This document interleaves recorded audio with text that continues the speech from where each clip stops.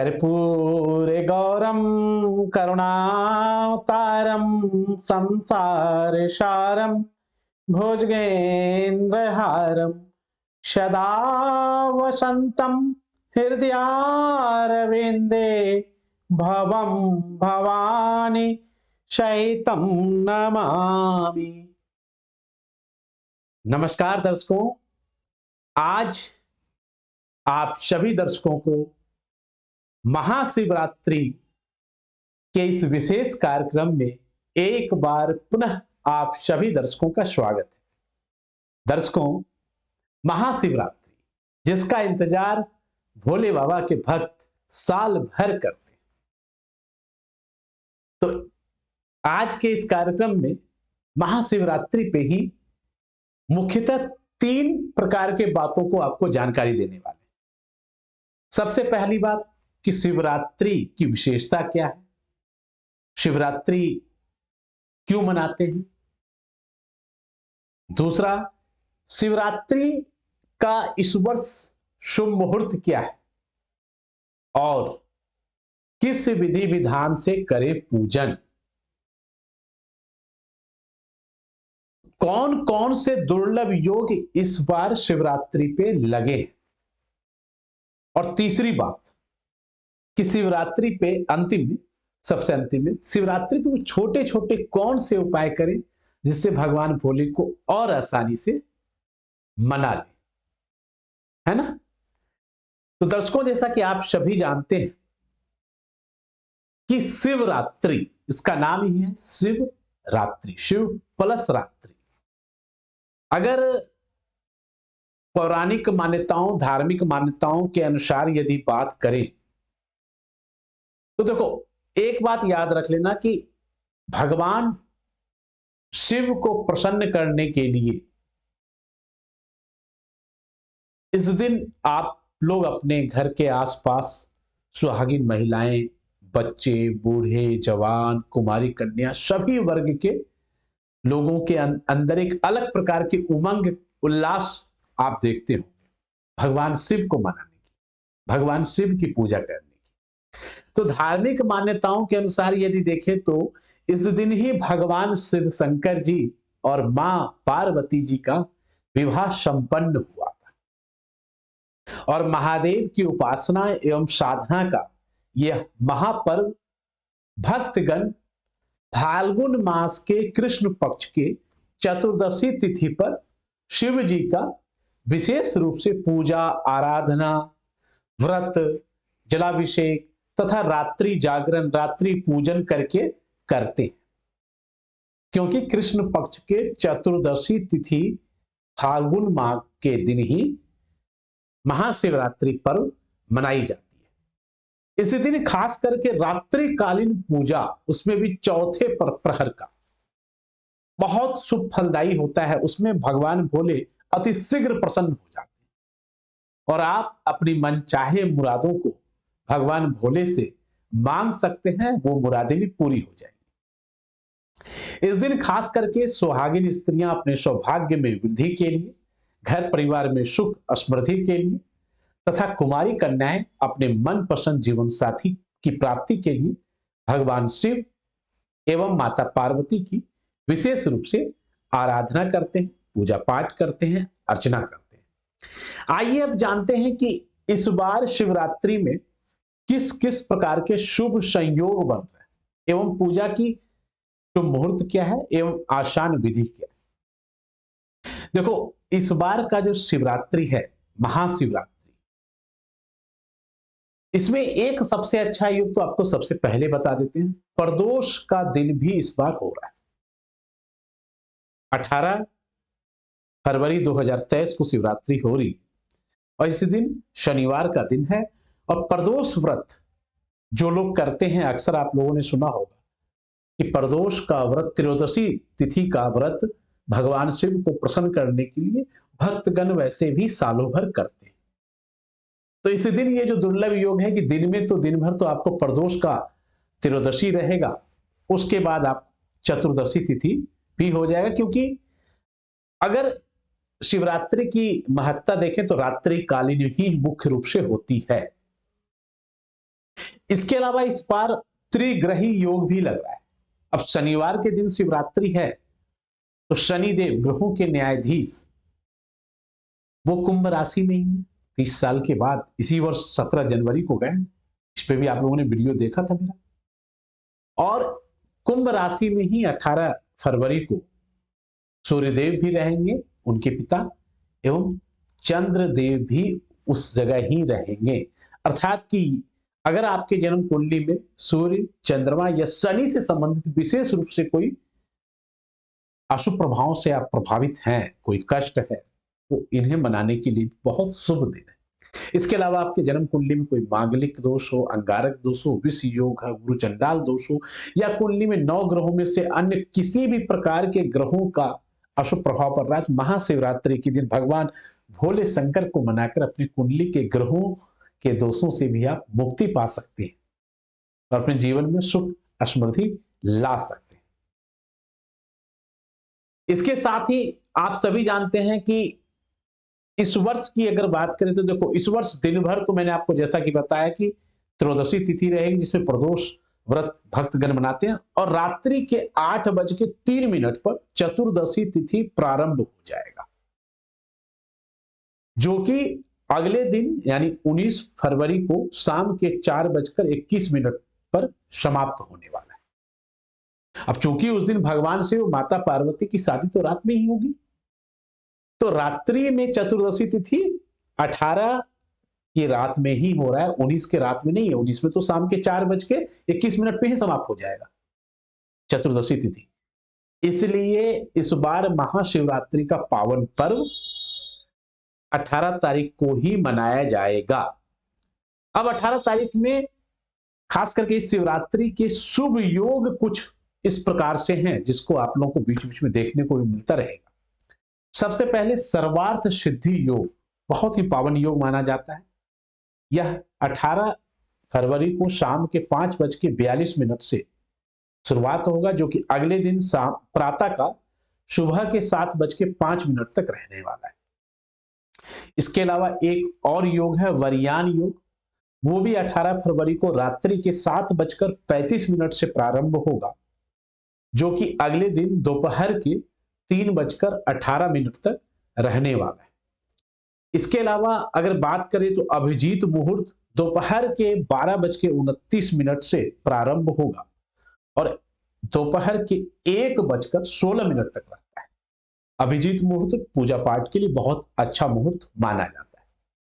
इसके अलावा गोधली मुहूर्त, गोधली मुहूर्त संध्या काल में जो होता है वो शाम के समय 6:37 से प्रारंभ होगा और 7:02 तक गोधली मुहूर्त भी रहने वाला है। अब सबसे ज्यादा प्रमुख बाराती तो भगवान शिव की, जो आप लोग नृत्य करोगे, है ना, तो मां गौरा के घर में भगवान शिव की बाराती तो रात्रि में ही आएगी, तो रात्रिकालीन शुभ मुहूर्त का शिवरात्रि में विशेष महत्व है। अब रात में 4 प्रहर होते हैं, तो उन चारों प्रहरों के शुभ मुहूर्त कुछ इस प्रकार से हैं कि रात्रि के प्रथम प्रहर का मुहूर्त जो होगा 18 फरवरी के शाम के 6:21 से शुरू होगा, जो कि शाम के 9:31 तक रहने वाला है। रात्रि के दूसरा अगर द्वितीय प्रहर जो शुभ मुहूर्त की बात करें तो वो रात के 9:31 से रहेगा और रात के 12:41 तक चलेगा, यानी अब 19वीं प्रवेश कर गया। चतुर्दशी तिथि है, याद रखना। रात्रि के तृतीय प्रहर की यदि बात करें तो 19 फरवरी की रात मध्य रात्रि के बाद से 12:42 से प्रारंभ होगा तीसरा प्रहर, वो 3:51 तक रहने वाला है। और इसके अलावा सबसे अच्छा जो भगवान शिव को मनाने के लिए पूजा पाठ के लिए महाशिवरात्रि में शुभ योग है, वो रात्रिकालीन के चतुर्थ प्रहर को ही माना जाता है, जो कि 3 आप बोल सकते हो कि 52 से प्रारंभ होगा और अगले दिन सुबह के 7:01 तक चलता रहेगा। 19 तारीख के 7:01 तक रहेगा। तो ये जो 3:52 से 7 सुबह 1 बजे तक का समय है, 18 तारीख के रात से 19 तारीख का समय, ये वाला चौथा प्रहर, ये बहुत शुभ समय होता है भगवान शिव का महाशिवरात्रि में मनाने के लिए। इसके अलावा महाशिवरात्रि में पारण मुहूर्त की यदि बात करें तो 19 फरवरी को सुबह 6:57 से शुरू हो जाएगा, दोपहर के 3:25 तक रहेगा, लेकिन पारण भी सुबह सुबह प्रातः काल कर ले वो ज्यादा शुभ होगा। अब शिवरात्रि में सामान्य विधि क्या है पूजा का, आप लोग वैसे सभी लोग जानते हैं, कुछ विशेष भोले बाबा को नहीं चाहिए। शिवरात्रि के दिन क्या करें, सबसे पहले सुबह प्रातः काल उठ जाए, प्रातः काल उठ के जल स्नान आदि करें, जल स्नान आदि से निवृत्त हो जाए, साफ स्वच्छ कपड़ा अगर आप पहन लेते हैं, उस दिन कोई गंदा कपड़ा ना पहने, और अगर आपके घर के आसपास शिव मंदिर है तब तो शिव मंदिर में जाके पूजा पाठ करना है, नहीं तो घर में भी अगर नहीं है मंदिर पॉसिबल, मंदिर जाना, आसपास में घर के आसपास मंदिर नहीं है तो आप घर में भी आसान विधि जो आप बताने वाले हैं उससे पूजा पाठ की शुरुआत कर सकते हैं। सबसे पहले भगवान श्री गणेश का स्मरण करें, ओम गण गणपते नमः। भगवान श्री गणेश का स्मरण करके गणेश जी को प्रणाम करें। पूजा की प्रारंभ जो होती है गणेश जी से होती है, तो ऐसे में गणेश जी का पूजा करने के बाद भगवान शिव का पूजन आप शुरू कर सकते हैं। घर में भोलेनाथ की कोई तस्वीर है या पारस शिवलिंग है, उसको जल से थोड़ा सा हो सके तो गंगा जल मिला दें। तुलसी का पत्ता नहीं लगता है शिव जी को, इस चीज को ध्यान रखें। तो घर में भोले बाबा का पूजा अर्चना करें। अगर हो सके तो घर के मंदिर में ही व्रत का संकल्प भी ले लें। पूजा करते इसमें याद रहे कि आपका जो मुंह का दिशा है वो पूर्व की दिशा की तरफ हो या तो फिर उत्तर दिशा की तरफ होना चाहिए। कुछ नहीं जानते हैं तो ओम नमः शिवाय मंत्र का जाप 108 बार करें। ओम नमः शिवाय, ओम नमः शिवाय, ओम नमः शिवाय। इन मंत्रों का सिर्फ हर कोई जानता है, इस मंत्र को जाप करना कर सकते हैं। अगर आप व्रत करने में सक्षम हैं तो शिवरात्रि के दिन पूरा दिन भर आप व्रत रख सकते हैं, रात्रि में भी रखना होगा क्योंकि पारण तो अगले दिन है, और नहीं तो फिर तो नॉर्मली जैसे पूजा पाठ करेंगे ऐसे ही करना। शाम के समय वापस आपको स्नान आदि करना होगा, क्योंकि मुख्य पूजा तो शिवरात्रि का रात्रि में ही है, क्योंकि शिवरात्रि में ही रात्रि लगा हुआ है। शादी भी रात्रि में होगा ना माँ गौरा का, तो करके घर के मंदिर में, अगर आपके आसपास के मंदिर में कोई कार्यक्रम हो रहा हो, जागरण हो रहा हो, बारात निकला हो, धूमधाम से फिर तो मनाओ, नहीं तो घर के मंदिर में फिर अपना भोलेनाथ की तस्वीर वगैरह जो भी है पारस शिवलिंग हो उसकी पूजा फिर से शुरू कर दें। याद रहे कि महाशिवरात्रि के पूजन का फिर से आपको बता रहे सबसे शुभ मुहूर्त जो होता है वो चतुर्थ प्रहर ही होता है, जो कि मैंने आपको पूर्व में ही बताया। वो 18 तारीख के मध्य रात्रि के बाद 3:52 से प्रारंभ हो जाएगा, जो कि अगले दिन सुबह 7:01 तक चलते रहेगा। अब भोलेनाथ को चाहिए क्या पूजा में? कुछ नहीं चाहिए जी, उनको तो थोड़ा मौसमी फल जो भी है, सफेद फल सफेद पुष्प भगवान को बड़ा प्यारा है। अभी जो आपने सुना ना, कर्पूर गौरम करुणावतारम संसार सारम भुजगेंद्रहारम सदा वसंतम हृदयारविंदे भवम भवामि शैतम नमामि। कर्पूर गौर, कपूर के समान भगवान शिव गोरे हैं, करुणा अवतार, करुणा के सागर। तो ऐसे भगवान शिव को जिनको कि कपूर प्यारा है तो कपूर तो जरूर देना पूजा में, और सफेद पुष्प सफेद फल भगवान को बहुत प्यारा है।